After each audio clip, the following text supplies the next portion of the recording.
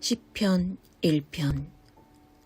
그대 하나님께서 좋아하실 수밖에.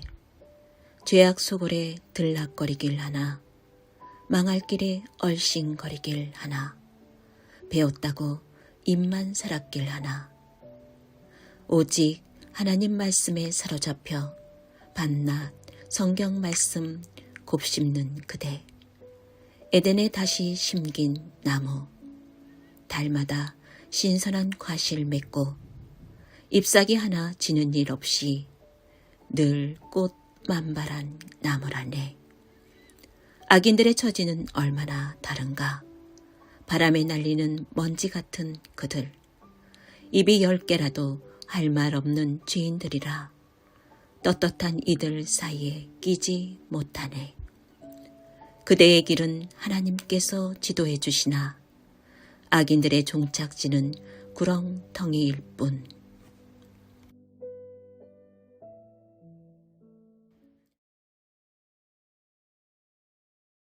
할렐루야. 오늘 우리에게 주신 하나님의 말씀은 시편 1편 1절부터 6절까지 말씀입니다. 오늘 말씀의 제목은 행복한 사람아입니다. 우리는 인생에서 복을 받기를 원하고요. 행복 찾기를 원합니다. 누구에게나 물어봐도요. 복이 없는 인생을 원하는 사람은 없습니다. 이런 복을 설명하기를 한국 민족문화 대백과사전에서는요. 삶에서 누리는 큰 행운과 오붓한 행복이라고 합니다. 이것을 성경은요, 살면서 누리는 평안과 때때로 찾아오는 하나님의 돌보심, 이렇게 설명을 하죠. 복을 성경은 이렇게 설명합니다. 이제 오늘부터 우리 더사랑교회는요, 새벽에 시편을 보려고 합니다. 그리고 아무래도 시의 느낌을 살리는 편이 더 은혜롭게 느껴져서요. 말씀은 개역개정이 아닌 메시지를 선택했습니다. 유진 피터슨 박사가 쓴 메시지를 선택했어요. 아무쪼록 아침마다 앞으로는 시 한 편을 이렇게 묵상하시면서 감성과 지성을 자극하고요. 하나님의 말씀으로 은혜를 충만하게 경험하는 그런 각자의 시간들이 되었으면 합니다. 또한 오늘 말씀을 통해서요. 하나님의 복을 경험하는 자, 악인과 다르게 하나님의 섭리 가운데 거하는 저와 여러분 되시기를 주님의 이름으로 부탁드립니다. 시편 1편은요. 보통 세 부분으로 나뉘는데요. 1절부터 3절까지는 의인의 삶과 운명에 대해서 다루고 있고 4절부터 5절까지는 악인들의 삶과 운명에 관해 다룹니다. 그리고 6절은 하나님의 섭리를 이야기하고 있죠. 먼저 1절부터 3절까지 말씀을 보면요. 복 있는 사람은 이라는 어구로 시작합니다. 여기서 복 있는 사람은 이라는 이런 어구는요. 히브리어로 아쉬레 하이시라고 하는데요. 행복한 사람아 라는 의미입니다. 오늘 제목이에요. 그 뒤에 쓰여있는 대로 사는 사람은 행복할 것이다. 이런 의미가 되죠. 이 말씀을요. 오늘 들으신 유진 피터슨 박사의 메시지 성경으로 보게 되면요. 더 감동적인 구절이 됩니다. 그대 하나님께서 좋아하실 수밖에. 이렇게 설명하고 있어요. 이렇게 해석하고 있죠. 하나님께서 좋아하실 수밖에 없는 사람. 그래서 못 견디게 사랑스러워서 하나님께서 지키시고 복 주시는 존재. 그 사람은 과연 어떤 사람일까요? 오늘 시편 기자는요. 첫 번째로 악인들의 꾀를 따르지 아니하며 죄인들의 길에 서지 아니하며 오만한 자들의 자리에 앉지 아니한 자. 이렇게 설명하고 있습니다. 하나님께서 못 견디시게 사랑하는 자는요. 먼저 죄에서 떠난 자라는 거죠. 무엇을 하는 자가 아니라 무엇을 하지 않는 자가 먼저라는 거예요. 우리는 때로 죄악에서 떠나는 것보다 그 죄악을 덮는 것을 먼저 생각할 때가 많아요. 나의 경건 행위가 먼저라는 생각을 할 때가 있는 거죠. 그런데 주님을 인격적으로 경험한 사람들이요. 제일 먼저 깨닫게 되는 개념이 바로 회개입니다. 죄에서 떠남이에요.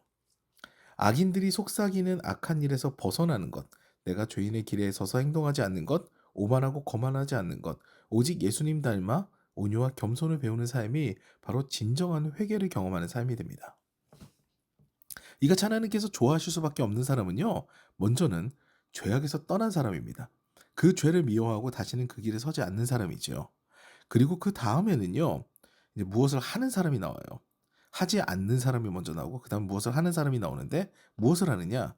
여호와의 율법을 즐거워하여 그의 율법을 주의하러 묵상하는 자라고 기록되어 있습니다. 여기서 중요한 어구는요. 주야로인데요. 이 주야라는 표현은요. 단어 그대로 밤낮, 항상 이런 의미도 가지고 있지만요. 좋을 때나 그렇지 않을 때나 이 모든 의미를 가지고 있습니다. 모든 때의 의미를 가지고 있어요. 종합하여 보면요. 항상 환경과 상관없이 모든 상황 속에도 어떤 상황이라도 라는 의미가 됩니다. 묵상하다라는 단어는요. 제가 자주 다뤘던 단어인데요. 히브리어로 하가라고 합니다. 이것은 비둘기가 우는 소리를 내는 단어인데 이것과 같이 말씀을 늘 읊조리는 것을 의미합니다. 하나님께서 못 견딜 정도로 사랑하는 자는요. 어떤 상황에서도 어떤 상황 속에서도 말씀을 생각하고 기억하고 암송하는 자입니다. 말 그대로 하나님께 묶인 자를 말해요.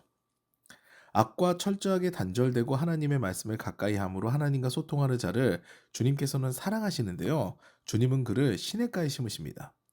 여기서 심은으로 번역된 히브리어는 샤툴이라는 단어를 쓰게 되는데요. 이거는 심은이 아니라 심긴이라는 의미가 담겨 있어요. 원래는 다른 곳에 있는 나무인데요. 하나님께서 복을 공급하시기 위해서 일부러 시냇가에 심으신다라는 해석이 돼요. 그런데 악인은 달라요. 악인들은 바람에 나는 겨와 같다고 합니다. 의인이요.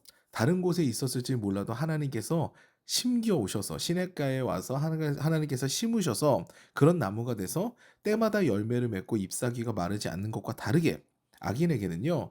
뿌리를 내리지 못하고 매번 근근히 살아가는 삶이 예비되어 있는 거죠. 게다가 그들의 삶은요. 심판을 받아서 결코 의인의 모임에 함께하지 못합니다. 하나님의 말씀을 암송하고 그 뜻대로 살아가는 자와 선이 그어진다는 거죠. 확연하게 행복과는 다른 삶을 살아가는 것이 눈에 띈다는 것을 오늘 시편 기자는 말하고 있습니다. 여기서 우리가 기억해야 하는 것은요.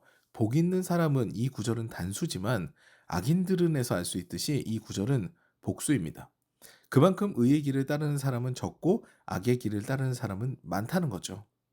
지금 당장은요, 다수가 추구하는 인생의 길이 안전하고 옳아 보여서 그 길로 걸어갈 수도 있습니다. 그런데 그 길은요, 걷다 보면 결국 인생의 가치가 바람에 나는 겨와 같은, 떠도는 부평초와 같은 인생이 되어서 행복을 찾지 못하고, 다시 말해 어딘가에 뿌리 내리지 못하고 떠돌고 방황하는 인생이 된다는 거죠. 그런데 의의 길을 걷는 다소 대중과 떨어져서 외로워 보이는 하나님의 백성의 삶은요, 결국은요, 하나님께 뿌리 내리고 모든 것을 공급받는 행복한 삶이 된다라는 것이 오늘 시편 기자의 고백입니다. 선포예요.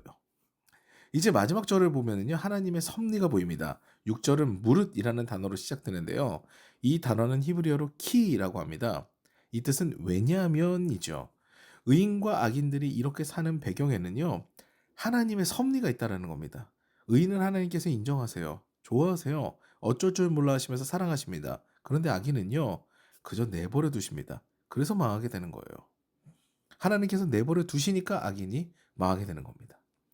사랑하는 여러분, 하나님의 섭리는요, 하나님의 뜻을 따라 그 뜻대로 부르심을 입은 자가 되어서 하나님께서 예정하신 복과 은혜를 경험하는 겁니다. 그 뜻은요, 죄악에서 떠나 하나님의 말씀을 잘 따르는 거죠.